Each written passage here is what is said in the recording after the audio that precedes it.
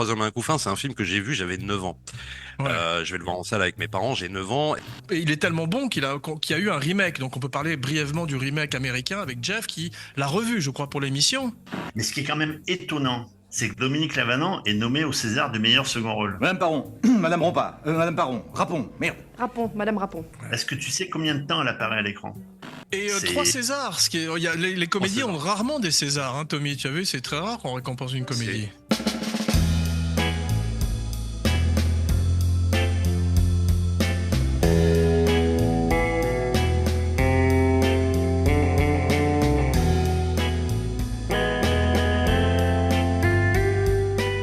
Bonjour et bienvenue dans Kinopod, le podcast grand écran. Je suis votre hôte Jean Weber et mes pères putatifs sont...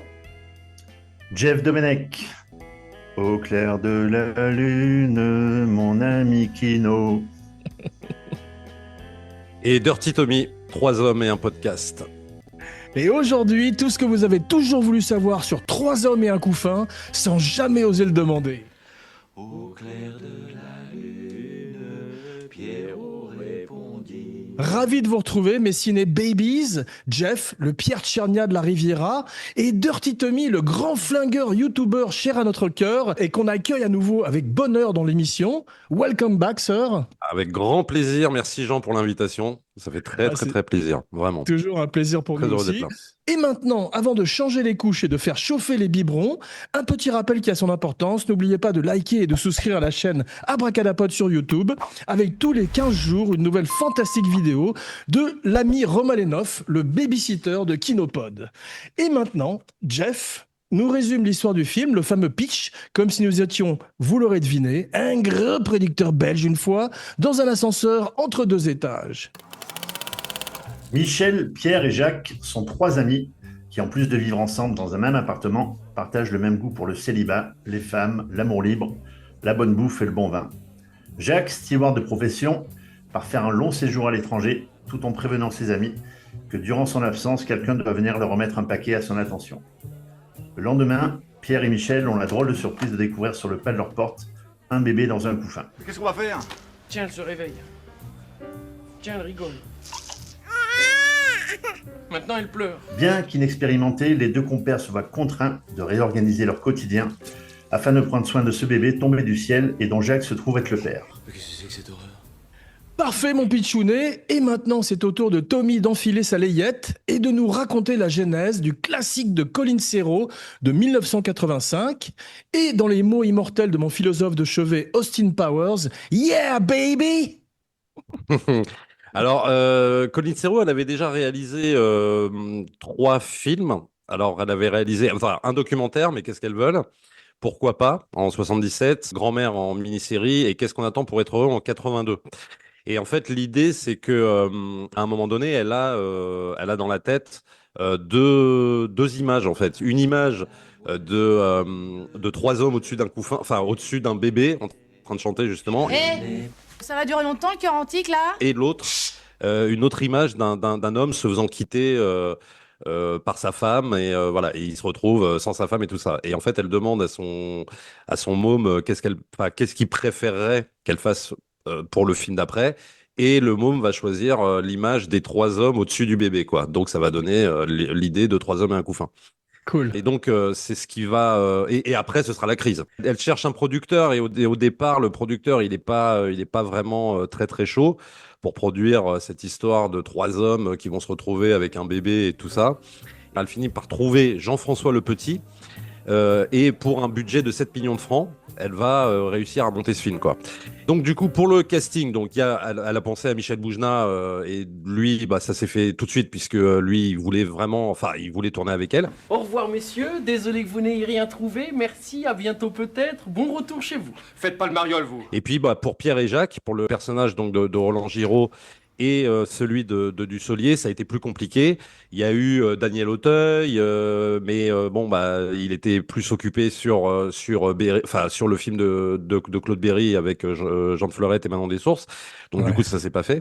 Et puis pour le rôle de Roland Giraud, il y a eu plusieurs personnalités, genre voilà, Villeray, Depardieu, Francis Perrin, Guy Bedos, etc. Et elle pensait pas du tout à Roland Giraud. Ich liebe dich wie Apfelmus. So zärtlich wie Spinat. Et parce qu'elle connaissait pas, apparemment, tu vois, Roland Giraud, elle a fini par le caster et elle a été finalement un peu cueillie par le fait que Roland Giraud, c'était pas juste de la comédie, mais qu'il pouvait donner de l'émotion. Je suis Sylvia, la mère de Marie. Je viens la rechercher. Ah, c'est vous. Et dont elle avait besoin pour ce personnage-là. Et on le voit d'ailleurs dans le film, à un moment donné, enfin, sur plusieurs scènes, où c'est pas juste un mec qui fait marrer, mais effectivement un acteur qui va dégager de l'émotion par rapport à ce rôle-là. C'est moi. Et pour Dussolier, Vous êtes là, les mecs? il fallait donc un mec un peu séducteur, tout ça, le mec qui enchaîne des conquêtes, et voilà. Et donc, elle a pensé à Christophe Lambert, Lambert Wilson, Thierry Lhermitte, etc. Et ils refusent tous. Ça, c'est Giraudot, c'est le mec qui me fait marrer. C'est le mec qui a refusé le rôle de 3 hommes et un fou. Bonjour, monsieur Bernard, tu vas bien? Et voilà, ouais. Et finalement, elle arrive à prendre Dussolier sur les conseils d'un agent. Moi, je crois que Villeray avait été pressenti pour le rôle du bébé, mais j'apprends que c'était pour un des 3 hommes, donc c'est formidable. Évidemment, je peux le faire pendant que vous y êtes. Alors, dis, hey. Ça m'a étonné parce que c'est un sujet qui est tellement fort et tellement limpide et lumineux que ça m'étonne que tout le monde ait refusé au départ, si tu veux. Et il est tellement bon qu'il y a eu un remake. Donc on peut parler brièvement du remake américain avec Jeff qui l'a revu, je crois, pour l'émission. Bien sûr. Bon, je l'ai moins subi que la suite, hein, j'avoue. Bien qu'il soit pas terrible, mais... Alors pendant que tu cherches, on peut dire qu'il est mis en scène par Leonard Nimoy, Monsieur Spock lui-même. J'aurais pensé à Martin Landau, moi. Bravo. Ah, bien joué. Bien joué. Mais effectivement, il y a des metteurs en scène, il y a des acteurs de télé qui sont devenus metteurs en scène. Tu as aussi Starsky qui a mis en scène Running Man. Vous vous rappelez Running de ça? Man. Oui, Paul Michael Glaser, ouais. Ouais. Il a fait 2 films, je crois, Paul Michael Ah, c'est Glaser. ça, ouais. Et Léonard Nimoy, il en a fait pas mal en tant que réel, hein. Ouais. Dont les Star Trek hein, aussi. Mais On va pas paumer des jours et des jours à chercher des solutions pour si peu de temps. On s'organise, on la garde tous les 3, voilà. Le film français a été un gros succès en France, mais le film américain aussi a été un énorme succès. Ils ont fait la suite également. Et c'était, je crois, Tom Selleck, Steve Guttenberg et le troisième, Oui. Jeff Ted Danson. Ted Danson, voilà. Il avait fait un remake français du film Cousin-Cousine. C'est ça, de Takela, ouais. Ouais. Alors pour le remake, ils ont repris les mêmes prénoms, mais ils les ont américanisés. Donc c'est Peter, Michael et Jack. Danson n'est pas Stewart. Il est acteur et il part tourner en Turquie. Et alors, il y a plein de petits trucs qui changent, hein. Ils ont fait beaucoup plus de scènes à l'extérieur. Tom Selleck découvre le bébé pas en sortant de l'appartement, mais en rentrant de son footing, par exemple. Il n'y a pas du tout la scène du supermarché, de la pharmacie. Il va dans un supermarché, en fait. Et moins de rue. Et là où il y a le côté quand même pro des Américains, qui sont quand même beaucoup plus consciencieux, ils ne laissent pas le bébé tout seul dans l'appartement au moment du cambriolage. On n'a qu'à la laisser là-haut. Qu'est-ce que tu veux qu'il lui arrive? Elle est réglée comme une pendule. Elle bronchera pas jusqu'à au moins 8h15. Ouais, t'as raison, de toute façon, on revient tout de suite. Ouais. La concierge qui vient garder le bébé et qui se fait kidnapper. Donc il arrive, elle est attachée, etc. Mr. Mitchell! Parce qu'on va dire c'est totalement inconscient de laisser un bébé tout seul. Voilà. Ouais. Il y a des mots qui disent pas. Quand Giraud dit « Ah putain, elle a chié », les Américains disent « Elle a fait kakuna ». Tu vois, ils osent pas trop quand même faire des trucs. Et il n'y a pas du tout l'allusion du flic à l'homosexualité quand il dit « On partage l'appartement à 2 ». Il fait « Ah oui, je vois ». Qui c'est, lui? Lui, il partage l'appartement avec moi. Je vois. Non, vous voyez rien du tout, on est 3 à partager cet appartement. Encore mieux. Les Américains ne le font pas, ça. Et le final est bidon, en fait. C'est-à-dire que la fille vient vivre chez eux. On voit pas je trouve le dernier plan du film quand la gamine se met à marcher, il est magnifique dans le film de Colin Serrault. Et les Américains, ils se mettent à 4 derrière une poussette télescopique pour pousser le bébé dans une poussette. Voilà. La musique est catastrophique. Autant la musique classique ne vieillit pas dans le film de Colin Serrault, autant là c'est une musique avec du saxo, des synthés des années 80 qui plombe le film immédiatement. Par contre, ça a été un carton énorme aux États-Unis. Vraiment le remake, sachant déjà que le film de Colin Serrault a fait 35 millions de spectateurs en Russie. Bon, en France, on va parler aussi du box-office aussi. Mais voilà, le remake, et ça a été un tel succès, évidemment, qu'ils ont fait une suite du remake. Mais est-ce qu'il y a également l'histoire de la drogue dans le film américain? Voilà, j'ai mis la boîte de lait plus une de réserve. Ah, d'accord, le lait en poudre. Voilà, allez, bon courage, hein. Oui, bien sûr, c'est le même truc. Et en plus, ça part à un moment donné, ils vont sur un chantier, ils poursuivent les mecs. En fait, ils ont vraiment extériorisé. Autant quand tu vois le film de Colin Serrault, tu as l'impression que c'est une pièce de théâtre qui est adaptée au cinéma, alors que ça a été l'inverse. Il y a très peu de scènes d'extérieur dans le film français. Mais les Américains, on voit qu'ils ont aéré pour faire quand même un film à l'américaine, quoi. Voilà, c'est comme C'est l'a ce dit qu'ils font Tommy tout à l'heure, souvent, mais Tommy, tu as remarqué qu'il y a ce qu'on appelle la plot B, tu sais, qui est cette histoire secondaire en général. Il y a ça aussi dans les compères avec les deux tueurs derrière Depardieu. C'est pas ce qu'il y a mon père le regrette un peu aujourd'hui parce que c'est pas ce qu'il y a de meilleur dans les films. On quitte l'histoire principale pour aller dans un truc qui est un petit peu secondaire. Et j'ai eu un peu cette impression-là avec les dealers cette fois-ci, si tu veux. Avec la plot A est tellement forte que je voulais rester avec eux tout le temps, quoi. Ouais, mais des fois, tu as l'impression que les scénaristes, que ce soit ton père ou même Colin Serrault, qu'ils peuvent pas juste se contenter de rester sur le premier plot. Ils ont toujours besoin parce qu'ils se disent, Ouais, bah, il faut que le film dure 1h30, 1h40, 1h45 et tout. Donc, il faut un peu, il faut essayer exactement. quand même de meubler. C'est-à-dire que l'histoire principale, elle est super forte, mais je peux pas tenir comme ça non plus. Donc, du coup, on s'invente un plot B. Mais je trouve que dans le cas de Trois hommes et un couffin, ça s'intègre bien quand même. C'est pas, C'est vrai. Ouais. on quitte un peu, oui, effectivement, mais c'est pas gênant. Je trouve que c'est vraiment raccord finalement avec l'histoire de ce bébé qu'on va laisser dans l'appartement. Puis ça apporte tellement d'émotions. Tu vois ce que je veux dire? C'est que C'est vrai. justement, ce plot B apporte énormément de choses aussi.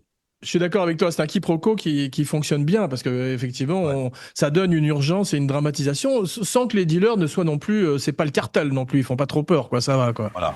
Espèce de couillon, on n'a jamais vu vous doubler, mais on est complètement fliqués. Voilà, on n'en est pas là. C'est vraiment. Et c'est pour ça que moi, ça me choque pas tant que ça. Des fois, il y a des plots B ouais, où je me dis, bon, là, c'est trop remplissage, c'est trop. Ouais, On voit vraiment. Mais je trouve que dans le film de Colin Serrault, ça s'intègre parfaitement bien, tu vois. ouais. Philippe Sedbon qui habite à Biarritz, lui fait des plots basques, qui est un truc spécial dans ses scénarios. Jeff, peut-être peux-tu nous parler un peu plus avant du casting du film, parce que moi je les trouve tous les trois formidables, il y a une vraie alchimie entre ces trois acteurs. Je vous ai déjà demandé ce que fout ce moutard ici. Moi, je veux pas de ça dans cette maison. On veut déjà pas des nanas, alors les moutards, je vous raconte pas. J'ai un pote sur les trois, donc je vais dire du bien, forcément. Hein. Laisse-moi deviner lequel. Boujna. Ouais. Eh. Alors, on va parler de Roland Giraud, d'abord, qui est né le 14 février 1942 à Rabat, au Maroc. Et il est né 14 jours avant Brian Jones, le guitariste des Rolling Stones. Waouh. Bon, il nageait mieux que lui, visiblement. Et Roland Giraud rêve d'être chanteur au départ. Alors, c'est bizarre parce que il fait ses débuts avec Sardou, qui lui rêve d'être acteur. Et finalement, les rôles, évidemment, ont été inversés. Alors, c'est le Café de la Gare, c'est la Veuve Pichard, il fait un peu de figuration dans un De Funès d'Enfant Thomas. Il a un premier rôle un peu plus consistant dans un Audiard qui s'appelle Bon baiser un lundi. Et puis, il fait des films avec ses potes du Café de la Gare. Donc, Alors, je vous rapporte vos affaires. C'est de la part de ma femme. Comme je suis rentré plus tôt que prévu à la maison, ça nous embarrasse, n'est-ce pas? les bronzés font du ski. Coluche le prend pour pas l'Alsace et la Lorraine. Et dans Papy fait la résistance, dont on a parlé la dernière fois, il a un rôle quand même un peu plus consistant. Coluche le fait engager dans le maître d'école, il fait Vive les femmes, et juste avant le coup fin, il tourne dans un film de Jean-Yann où il joue le rôle de Robespierre, dans Liberté, Waouh. Égalité, Chaud. Ouais. Mais c'est grâce au grand succès public du coup fin qu'il va pouvoir accéder au premier rôle. Donc il y a vraiment un changement dans sa carrière à partir de 85. Et alors, ça ne sera pas forcément des grands films qui vont rester au Panthéon, mais donc il fait Gérard Floch. On dit souvent que seul on s'ennuie. Eh bien, je peux vous affirmer que c'est faux. De Georges Lautner, Le complexe du kangourou, Le Provincial, et puis Jean Marbeuf l'engage pour faire deux films, Vaudeville et Corentin. Ça reste un acteur comique, mais il sait jouer les méchants sanguinaires par deux fois dans un film de Junio que j'aime bien, qui s'appelle Sans peur et sans reproche. Il a un second rôle, le Sotomayor. Et surtout, il y a un certain Philippe, qui avait la Biarritz, Philippe Sedbon, je crois. Voilà. C'est ça. Superbe contre-emploi dans Cross. Il joue le rôle d'Eli Cantor, un tueur à gages. Un film qui mérite d'être réévalué aujourd'hui. Qui ressort bientôt avec Mr. Frost de Philippe, d'ailleurs. Moi, je trouve que Roland Giraud, il est vraiment formidable parce qu'il peut passer du drame à la comédie. Comme tu disais, Tommy, il est très émouvant par moments dans le film. On dirait que je chiale tout le temps, mais je chiale pas. Hein. C'est cette saloperie de rube. Et il a peut-être pas eu tous les rôles qu'il aurait mérité. Il y a même notre ami Robin Davis qui l'a engagé dans un téléfilm qui s'appelle Le Chapeau de Mitterrand. Vers l'arrivée des années 2000, il reprend plus des seconds rôles. Il a plus des rôles de père, de grand-père ou de ministre en général. Son dernier film était un grand succès. C'était Les Vieux Fourneaux avec Pierre Richard.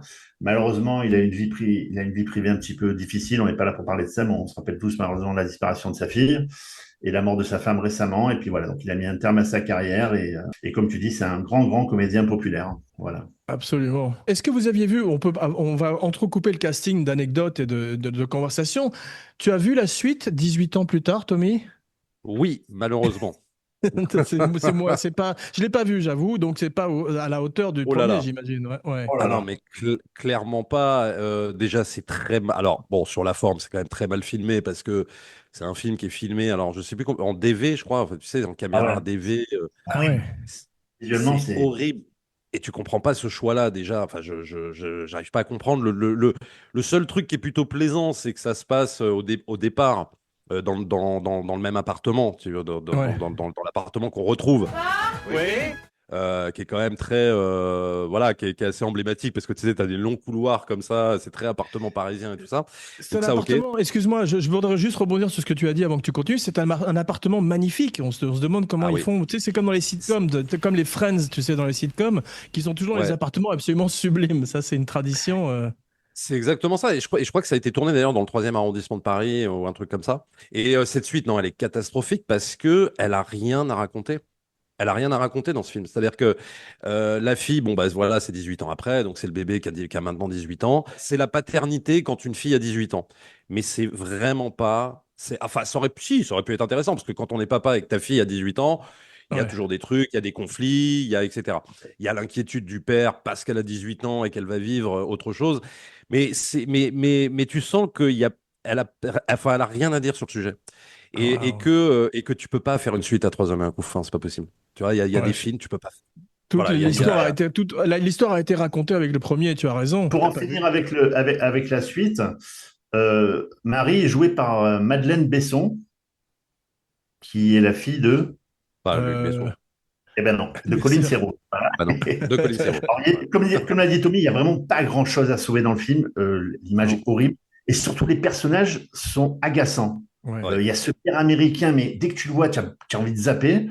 Il y a, ils ont refait la scène de la pharmacie, mais avec du Viagra. En fait, tu recommences un truc. Je voudrais un renseignement pour un ami, Jacques, vous voyez qui c'est. Il voudrait savoir comment ça marche le Viagra. C'est toi le con qui a passé une commande de Viagra pour moi chez la pharmacienne. Quoi? Tu prends du Viagra, toi? Il y a un acteur qui s'appelle James Stewart, qui est le petit copain de Madeleine Besson dans le film.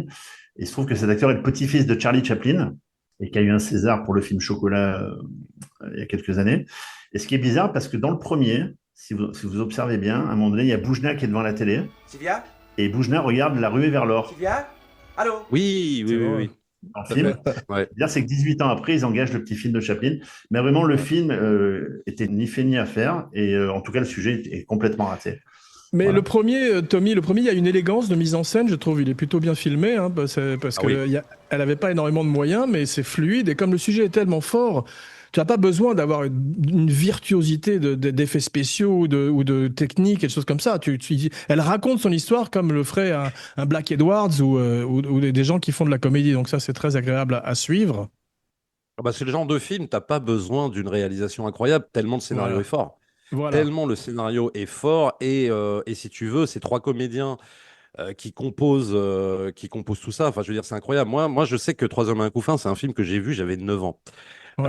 Je vais le voir en salle avec mes parents, j'ai 9 ans. Et si tu veux, à 9 ans, ça peut pas te toucher comme quand t'as 20 ans, ce genre de sujet. Et en fait, moi, je suis sorti de la salle, j'étais mais comme un dingue et j'avais adoré le film. Alors évidemment, j'avais pas compris, si tu veux, toutes les thématiques profondes du film, c'est-à-dire les femmes qui veulent plus élever les gosses, les pères qui se retrouvent, machin.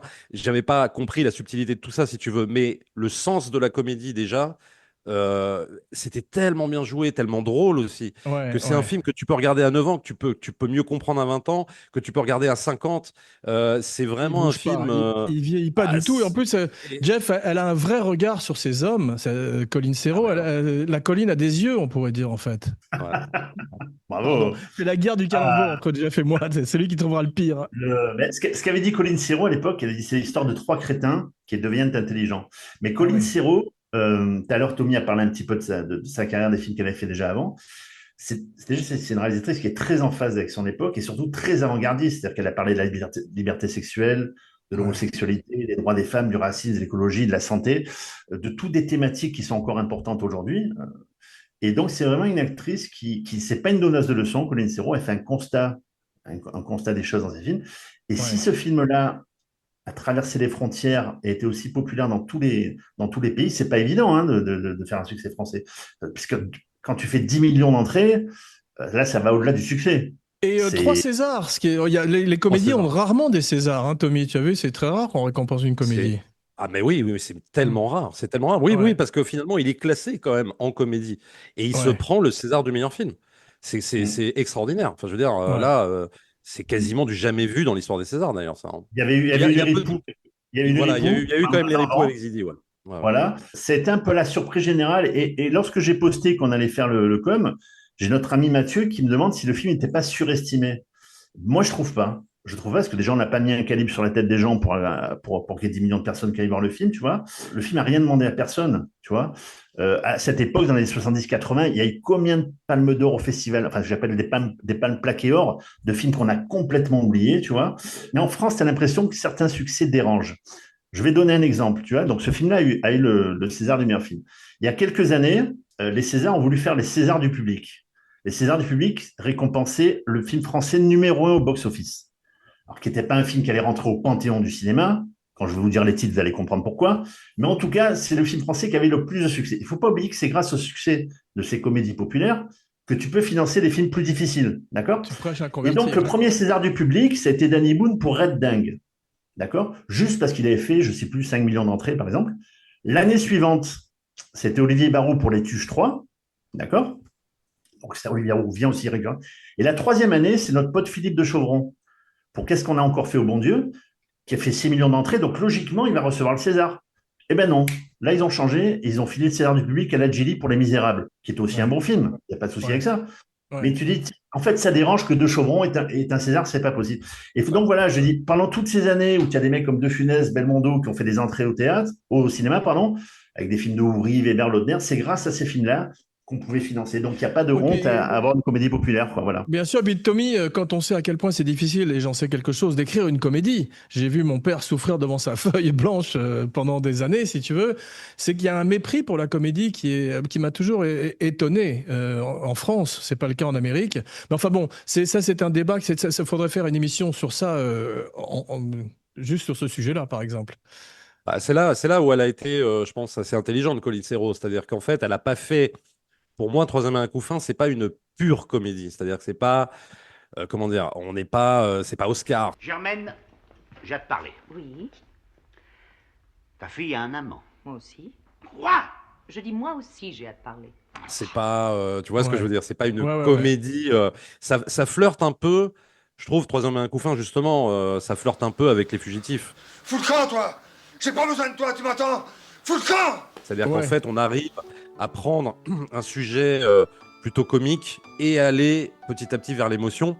Et surtout, le truc très malin de Colin Serrault, c'est que pour moi, c'était vraiment le sujet casse-gueule, en fait. Troisième et un coup fin réalisé par une femme. C'est-à-dire qu'on aurait pu avoir quelque chose, comment te dire, un espèce de brûlot féministe un peu manichéen, dans le sens où, voilà, regardez ces hommes qui savent pas s'occuper de gamins, nous les femmes, etc. Et en fait, elle a une telle tendresse sur ces personnages masculins qu'elle évite tout ça, et parce qu'elle aime vraiment ces personnages masculins. C'est-à-dire qu'elle s'en moque au départ.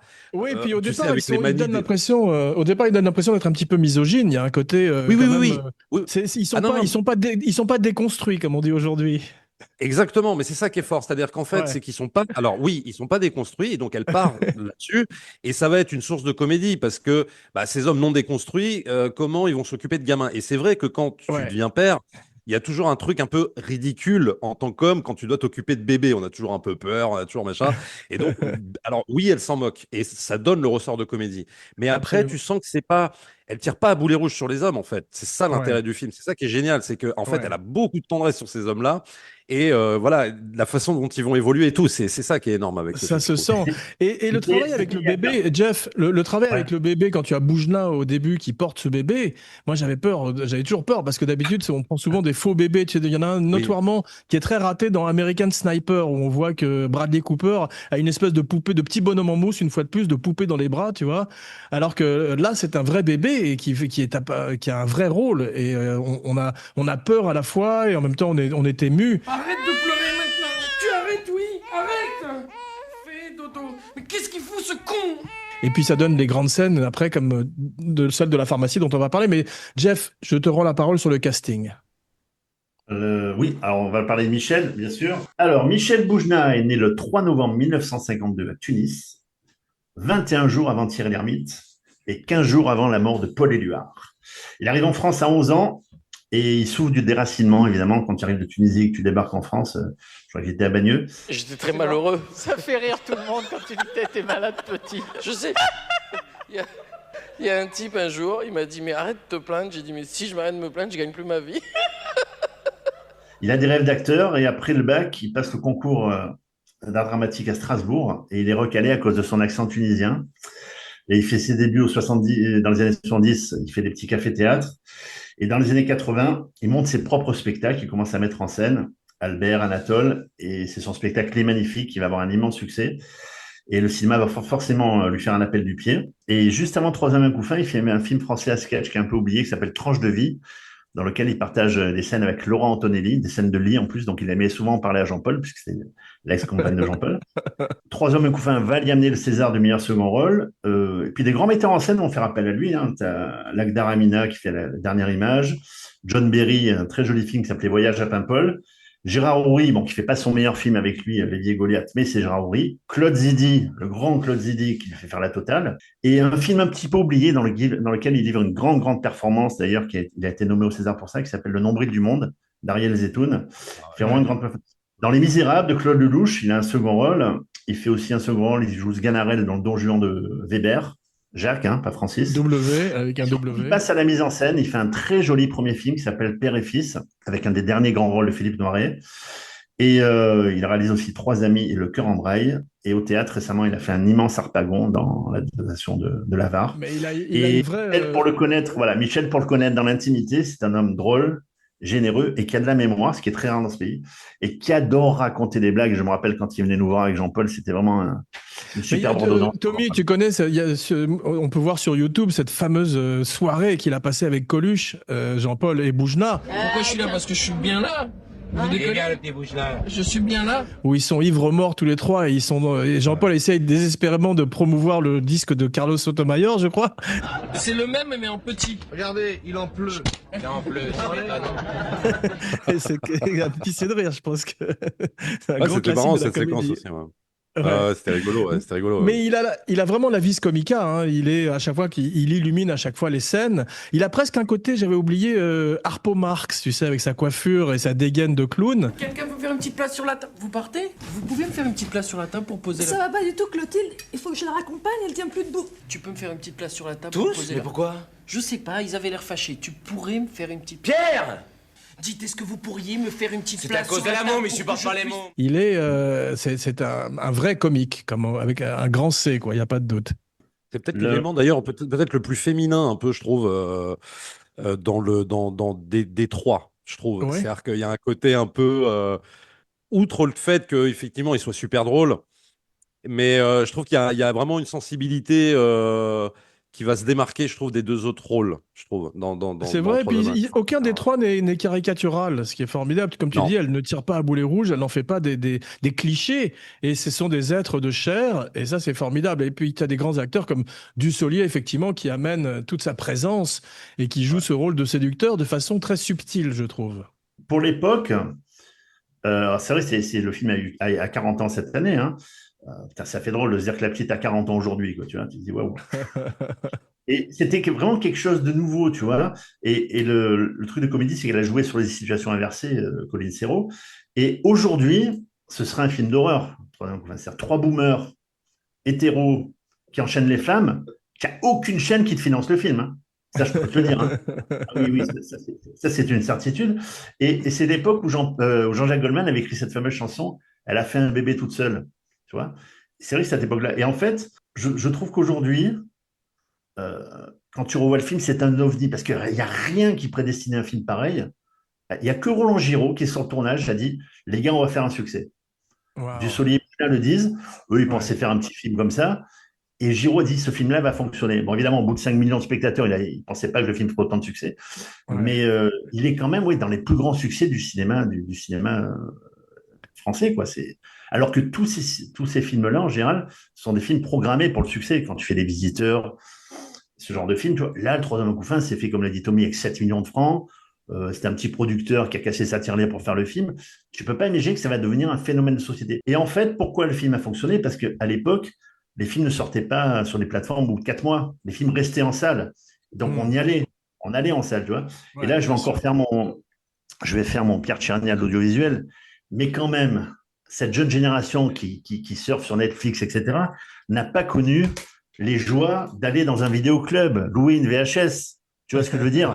Et lorsque tu vois ce bel objet, là, une cassette VHS, que tu allais dans ton vidéoclub, donc le film, ça a été un événement hein, quand c'est sorti en VHS, ça a fait un carton. D'ailleurs, j'ai encore la cassette, vous voyez. Et bon, pourquoi le film a fonctionné? Parce qu'on l'a laissé en salle. Les derniers grands cartons du cinéma français, Le Comte de Monte Cristo, a fait des millions parce qu'il est resté pendant 4 mois en salle. Tu vois, aujourd'hui, ça va tellement vite. Bon, il y a tellement de mauvais films qui sortent, donc c'est normal qu'au bout d'une semaine, ils dégagent. Mais donc voilà, ce qui a fait de ce film un immense succès, on ne sait pas. C'est Charles Gérard qui m'avait dit un jour, le succès ne s'explique pas, il n'y a pas de recette. Ouais. Voilà. Bien sûr. Mais Tommy, il y a un truc que dit Jeff qui est très juste, c'est qu'on pourrait probablement pas faire un film comme celui-là à notre époque, pour les raisons qu'il a évoquées, mais également parce que aujourd'hui les pères sont plus impliqués aussi dans l'élevage, avec leur bébé, etc. Voir un papa qui porte son bébé ou des choses comme ça, c'est très commun de nos jours. Ouais. Non, c'est pour ça que quand j'en parle des fois, quand j'en parlais à des abonnés qui sont jeunes, ils comprennent pas pourquoi j'aime ce film. Parce que pour eux, c'est voir, si tu veux, des pères qui galèrent pour s'occuper de leurs gosses. Pour eux, c'est un film qui est trop daté. Enfin, tu vois, c'est une époque pour eux qu'ils n'ont jamais connue. Enfin, tu vois, alors que moi, j'ai vu mon père comme ça, en galère, avec des, tu vois, enfin, je l'imagine très bien parce qu'il est de cette génération-là. Et je pense que oui, c'est un film que tu pourrais, en fait, 3 ans mais un coup fin aujourd'hui, ce serait une catastrophe. C'est-à-dire qu'en fait, ce serait un film où effectivement on montre des hommes pas déconstruits et c'est de les montrer au fur et à mesure, enfin voilà, déconstruits, mais pas dans la bienveillance. C'est-à-dire que ce serait pour moi un film qui ne ferait que de la caricature, un peu comme un film que je déteste, Promising Young Woman, qui est sorti aux États-Unis il y a quelques temps, où là vraiment pour moi c'est caricature, mais insupportable. Et je pense que 3 hommes, un coup fin, ça deviendrait ça aujourd'hui. Donc, c'est même pas sûr que Colin Serrault voudrait le faire à la manière dont elle l'a fait en 85. Donc, non, mais ce serait, non, il faudrait pas que ça se fasse aujourd'hui, ce genre de film. Elle porte un regard super bienveillant, comme l'a dit Tommy, tu vois, sur ces trois boomers là. Et en fait, qu'on s'expliquait, le film aujourd'hui, il a conservé toute l'impertinence. Tu vois, parce que c'est un sujet universel, comme l'a dit Tommy, tu vois. C'est la lâcheté des hommes face à leurs responsabilités. Et c'est vrai qu'elle déborde de tendresse sur ces personnages et elle leur accorde une seconde chance. Ils peuvent se racheter. Parce que Dussolier, il est horrible. Dès qu'il a son bébé, il veut le dégager, en fait. Moi, je veux pas de ça dans cette maison. On veut déjà pas des nanas, alors les moutons, je raconte pas. Il veut le dégager chez sa mère. Il appelle une nourrice, dont on va revenir, je pense, sur cette fameuse scène avec Dominique Lavallant tout à l'heure. À aucun moment, il assume d'être père, tu vois. Mais elle ne les juge pas, tu vois. Aujourd'hui, on le jugerait, les mecs. Tu vois ce que je veux dire? C'est ça qui fait la beauté de ce film et qui fait que ça traverse les années. Ils gagnent en humanité petit à petit dans le film quand ils font leur dîner et que tous les invités s'en vont parce qu'ils s'intéressent au bébé, ils s'inquiètent pour le bébé. Il y a beaucoup de cœur, tu sais, c'est la fameuse phrase, je sais pas si c'est Coluche qui l'a dite, mais quand un clown a beaucoup fait rire, il joue du violon. Et bien là, ils savent, Colin Serrault sait jouer du violon et amener de l'émotion. Yves Robert qui a dit ça. Yves Robert, c'est ça, voilà. Bravo. Et le but aussi, si tu veux, ce qui est génial dans ce film, c'est pas tant effectivement de les déconstruire, parce que il y a un côté, si tu veux, où Colin Serrault s'amuse, oui, un peu à les déconstruire aussi, c'est-à-dire ils quittent leur schéma de célibataire endurci, de j'ai envie de me taper plein de nanas et tout ça, oui, mais il y a une volonté de comprendre ce qu'est un mec au fond, notamment à travers la scène où tu as Dussolier qui est complètement bourré, qui a un ventre comme ça.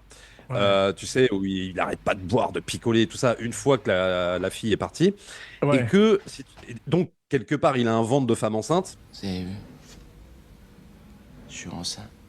Et que là, si tu veux, Colin Serrault, elle a un espèce de regard, enfin, elle comprend les hommes, c'est-à-dire, c'est vrai que c'est pas juste que les hommes puissent pas enfanter. Tu vois ce que je veux dire? C'est-à-dire qu'en fait, il y a un espèce de manquement que nous, on est obligé de vivre avec. Et que les femmes vivent avec ça, si tu veux, dans le sens où les femmes ont ce truc incroyable de pouvoir mettre au monde un enfant que nous, on peut pas. On est juste là pour apporter, tu vois.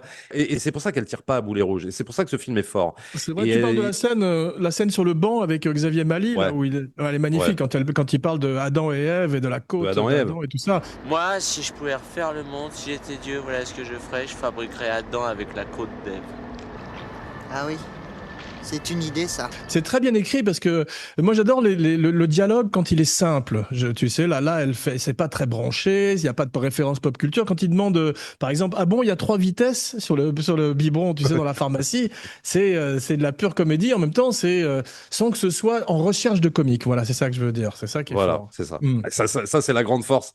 Ça, c'est la grande force des plus grandes comédies françaises. C'est-à-dire que quand on ne fait pas jouer, on n'est pas dans le surjeu, on n'est pas dans la caricature et que c'est drôle juste naturellement comme ça. Et d'ailleurs, c'est le cas même de Roland Giraud. C'est ça, on joue la scène en fait, on joue le postulat et sans essayer de jouer comique, ça c'est très bien. Tu parlais de la pharmacienne. Vous voulez premier âge ou deuxième âge? Ah bon, il y a 2 âges. L'enfant à quel âge? C'est un bébé. La comédienne, c'est Annick Allan. Et son fils, c'est un comédien qui s'appelle Bernard Allan. Vous savez qui est Bernard Allan? C'est Hibernatus. Évidemment. C'est ça. Avec De Funès. Et comme l'a dit Tommy justement, c'est un doubleur. Il a une voix très célèbre auquel Francis a fait appel pour le dîner de con. Ah, c'est si je vous dis la con. Le répondeur, non? Non, je me tape la femme de mon contrôleur fiscal. C'est la voix de Pascal Menot dans le dîner de con, Bernard Allan. Il double aussi Kevin Spacey dans Seven notamment. Je vous donne des biberons? Ah oui, les biberons. Les tétines normales ou à 3 vitesses? Ah bon, il y a 3 vitesses. Et c'est vrai que cette scène de la pharmacie est très très drôle. C'est la première fois où ils changent les couches tous les deux. Là, et en plus, Roland Giraud, lui, avait l'habitude, parce qu'il avait déjà une petite fille, là où Dussolier avait gémé le gamin. Donc Giraud savait faire, savait mettre les couches, il faisait en sorte de ne pas savoir, évidemment. Et il a su capter aussi le naturel du bébé. C'est-à-dire que je pense qu'il fallait être patient, parce que déjà, le bébé qui dit au revoir avec la main dans la voiture, ça, je ne sais pas quand on a pu le capter.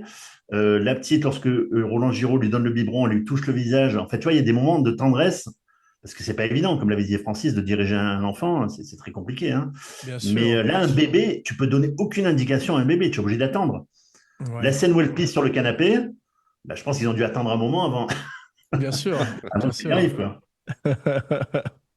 Mais j'ai regardé un petit peu, 1985, c'est une grande année de cinéma. Hein. Tu as quand même des films incroyables comme Back to the Future, tu as Witness, Blood Simple, Le Breakfast Club, La Rose pourpre du Caire, mais la liste, je peux continuer toute la journée. Rambo 2. Sinon, ouais, de Rambo 2, bien sûr, Rocky 4, la même année, Le Jour des Morts, on a fait Zombie récemment, il y a le 3e.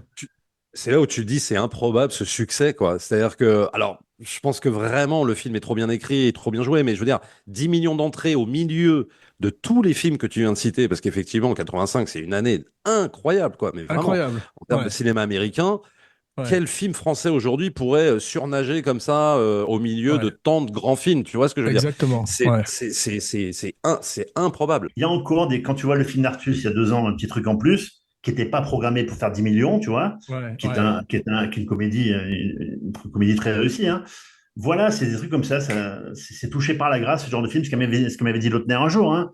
Bon, les Tonton Flingueur a eu du succès sur le temps, mais il dit comment tu peux savoir qu'un film comme ça, ou que la scène dans la cuisine, ça va devenir un phénomène et une scène référence. Tu peux pas le savoir à l'avance, c'est quelque chose de... Oui, mais si tu veux, sur un petit truc en plus... La différence, quand même, c'est qu'il y avait moins de bons films américains, si tu veux, cette année-là, quand le film est sorti. Là où 3 hommes et un couffin fait quasiment le même score, enfin, genre, fait 10 millions d'entrées, au milieu de tant de films cultes. Enfin, je veux dire, c'est là où c'est encore plus fou, je trouve. Mais aussi, à l'époque, il n'y a que 4 chaînes télé, les gars. Hein. Il n'y a pas les mecs devant leur plateforme qui passent leur truc, tout ça. Donc, les gens allaient au cinéma. Et même si tu prends des fois les box-office, comme avait dit Dupontel un jour, tu prends le box-office des films des années 60, il y a des films qui ont fait des 5-6 millions d'entrées, tu ne sais même pas ce que c'est, quoi. Mais les gens allaient au cinéma.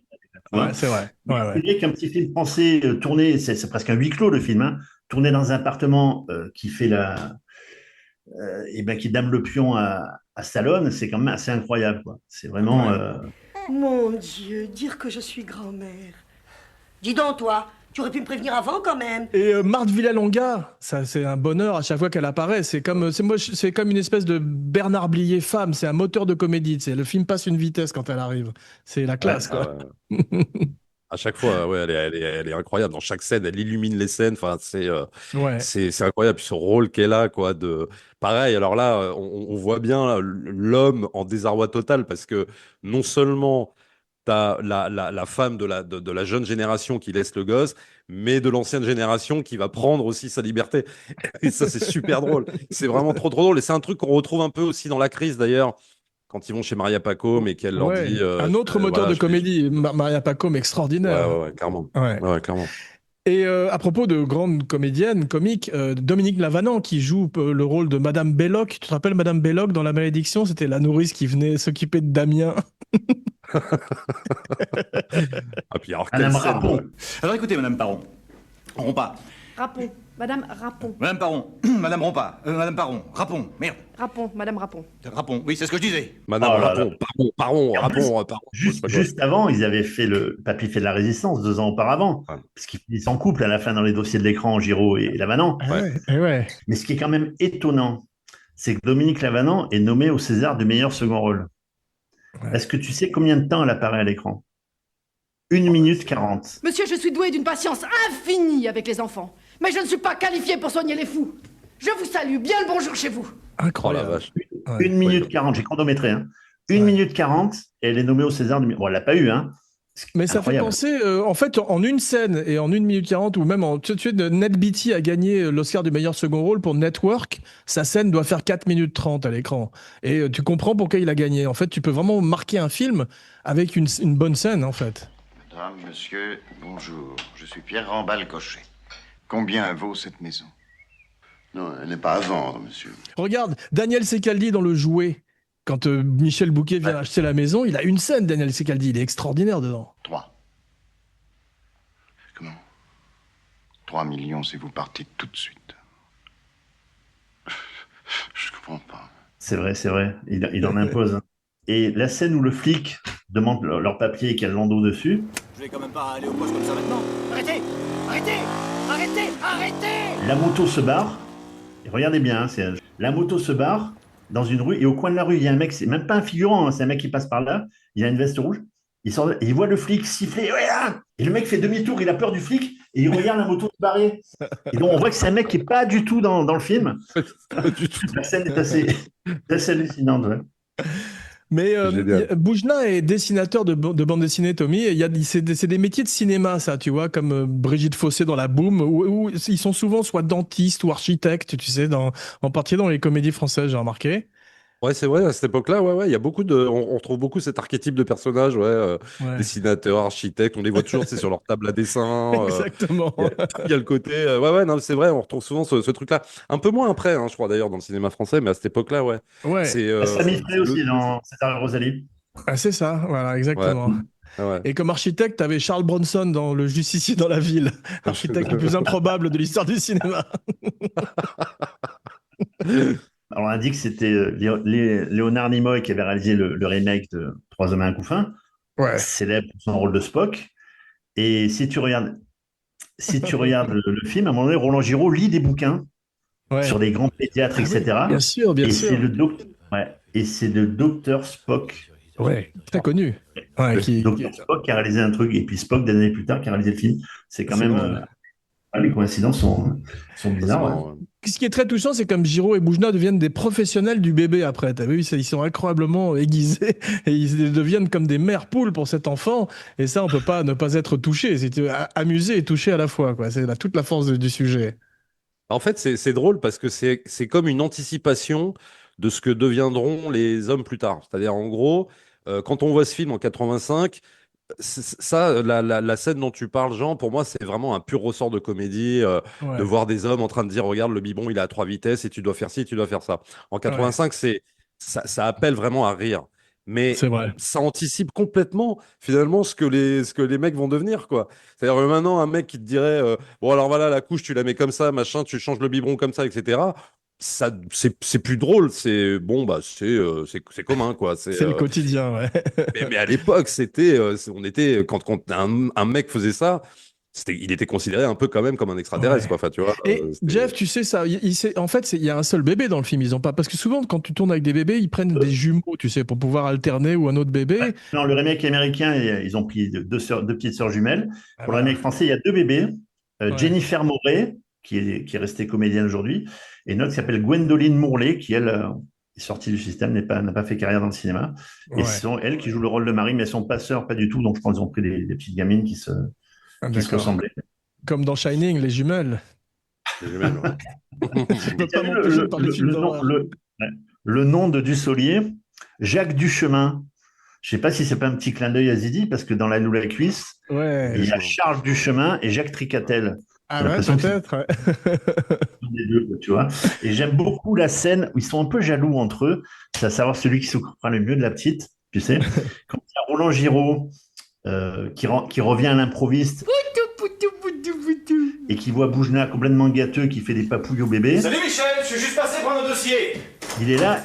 Et de suite après, il prend le bébé pour lui donner un bain. Ça, chacun veut se prêter un peu le bébé, tu vois. Et j'aime beaucoup aussi, à un moment donné, ils vont se répartir les tranches horaires. Tu sais,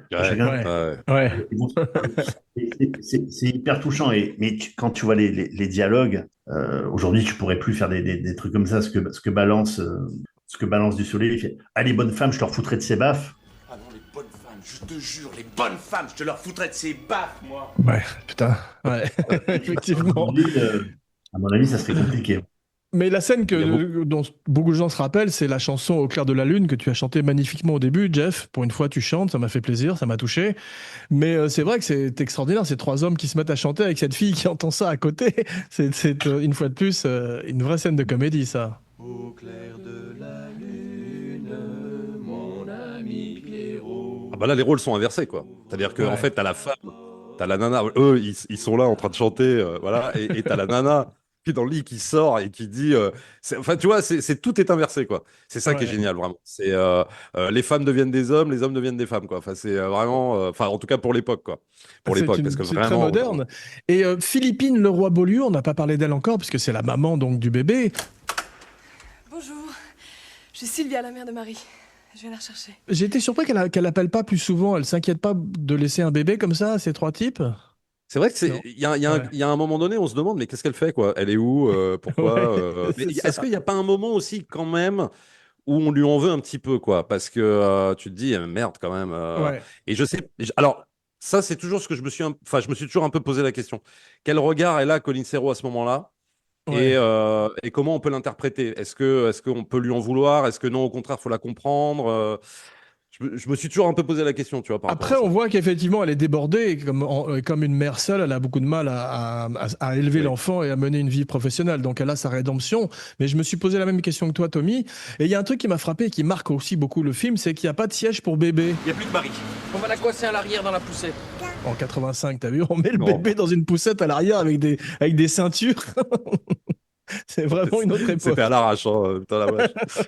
C'est complètement à l'arrache à l'époque, ouais. Il n'y avait pas les sièges bébés, les machins, ouais, c'est clair.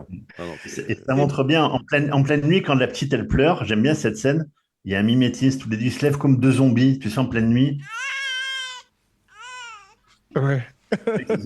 Hyper synchro. Et il fait, bon, on va chanter, quoi. C'est vraiment le truc, je trouve. Il y a une alchimie, je trouve, entre les 3 comédiens qu'elle a réussi à... Et c'est pas évident. Des fois, il y a des acteurs, tu vois, qui peuvent pas se blairer. Et là, je trouve qu'elle a su capter cette alchimie entre il y a une complémentarité entre les 3 acteurs. Absolument. Dussolier qui arrive après, hein, comme une cerise sur le gâteau, qui débarque ce même. Et on dit, qu'est-ce que c'est que cette horreur? Qu'est-ce que c'est que cette horreur? Quand Melville parlait de la qualité des silences, le silence de Boujna et de Giraud quand Dussolier revient, il le laisse parler, etc. Hé les mecs, je suis là! Et là, ils lui mettent une couche quand ils arrivent, ils leur balancent toute la rancœur qu'ils ont. Et je trouve qu'il y a de très belles scènes sans dialogue dans le film où elle arrive vraiment à capter des choses magnifiques, ce qui fait, comme l'a dit Tommy tout à l'heure, ça reste un très très grand film français, bien sûr. Et ce sont des acteurs vraiment extraordinaires, parce que Roland Giraud, lui aussi, a son monologue à un moment, et je crois que c'est la scène dont tu parles, et il est extraordinaire, parce que c'est des pages de texte qui balancent de façon... T'as l'impression d'entendre ça pour la première fois, quoi. C'est hallucinant, quoi, le travail. Et nous, on est crevés. Ça fait 3 semaines qu'on dort à peine. Les biberons toutes les 3 heures, plus 2 la nuit. On a eu les flics sur les reins nuit et jour. Ça, tu peux dire que c'était une sacrée partie de cache-cache. Puis il le vit, t'as l'impression que Roland Giraud, il le vit vraiment là. Si tu veux, tout ce qui lui balance dans la gueule, t'as vraiment l'impression, moi je vois, quand il balance ça, je vois plus un acteur là. Alors là, je vois vraiment un mec qui a vécu la situation. Et il est phénoménal. Et c'est vrai qu'il aurait, comme disait Jeff tout à l'heure par rapport à la carrière de Roland Giraud, quoi. Je pense qu'il aurait mérité. Moi, je l'ai bien aimé dans Gérard Floch, si tu veux, mais il aurait mérité, plus de gros rôles et tout. Non, parce que là, c'est fabuleux, comment il dit son texte. C'est vrai. J'aime bien quand ils disent, je pense que vous l'avez dit, si vous voulez vous engueuler, rendez-vous chez Pierre. Bon, ben, si vous voulez qu'on s'engueule, rendez-vous chez Pierre. Ils partent tous les trois en ligne, comme des Dalton. C'est hyper théâtral le film, hein. C'est vraiment. Et il y a une scène où Boujna est au lit avec une femme, t'as vu, et il fait l'amour en la chatouillant, t'as vu, c'est très mignon sa façon de sa relation avec cette fille, quoi. C'est pas du tout sexuel. Et après, il devient dealer de drogue au Parc Monceau. Rendez-vous au Parc Monceau. Alors, il y a des grands films qui ont été tournés au Parc Monceau, j'ai noté. Razzia sur la chenoute d'Henri Decoing, Le Voyou de Claude Lelouch, Ne le dis à personne de mon pote Guillaume, et Le cœur des hommes 3 d'un certain Marc comment Esposito. Mais ce qui est très fort, c'est on est heureux de voir ce bébé retourner chez eux, parce qu'on sent leur désarroi au moment où Marie est partie, et on est fou de joie de voir qu'elle revient chez eux. Et je voulais savoir, Jeff, dans le film américain, ils sont torse nu aussi? J'ai pas capté ça, je sais pas. Ouais, ok, c'est pas grave. Oui, c'est vrai qu'ils sont torse nu dans le film de Colin Serrault. Dans le film, à la fin, d'ailleurs, à la fin, ils sont torse nu tous les trois, ouais. Je ne sais pas si. Et surtout, il y a un truc qui est très bien filmé, c'est la déprime qu'ils ont tous les trois lorsque le bébé repart avec leur mère. Je trouve qu'au début, super, c'est bon, on va refaire la fête. Mais en fait, pas du tout. Il y a une putain de. On dirait une rupture sentimentale, comme un mec qui vient de se faire plaquer par sa copine, tu vois. Et quand tu vois Giraud sous sa serviette en train de faire des inhalations, on dirait Jean-Paul dans Le Magnifique. Et c'est vraiment. Ça, elle le capte super bien, tu vois. Ils n'osent pas se l'avouer, en fait, mais ils vont totalement déprimés, et ça c'est super bien capté, quoi. Ils ont même plus envie de travailler, plus rien faire. C'est vrai. Et Jeff, tu sais que je me plains souvent quand les acteurs font semblant de manger au cinéma parce qu'ils ont plein de prises à faire et ils veulent pas manger. Là, Boujna, il déchire ses tartines comme il faut. Là, c'est fantastique. C'est du beau travail. Il y a ça, mais déjà quand je vais te chercher 3 ou 4 croissants, il fait 6. Il y a une scène que Michel a refait 50 fois.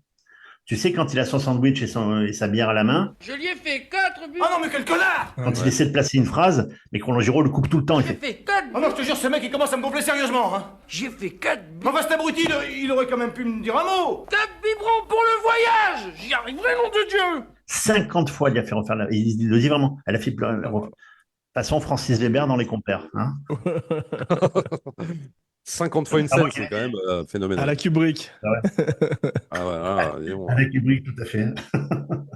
Et cette scène du cambriolage, Giraud, il est complètement paniqué. Il pense que la petite a disparu. Mais il la joue super bien. Pareil, il n'y a pas de dialogue, là. Et c'est là, quand il y a vraiment... c'est un acteur, c'est un Stradivarius, Roland Giraud, qui était, je pense, sous-employé au cinéma. Il est en totale panique. Et c'est là que Boujna débarque à l'improviste.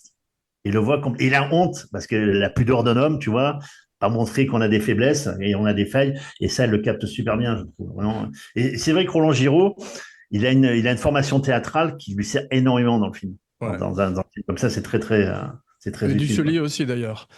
Et maintenant, que celui qui a encore quelque chose à dire sur 3 hommes et un couffin le dise ou qu'il se taise à tout jamais.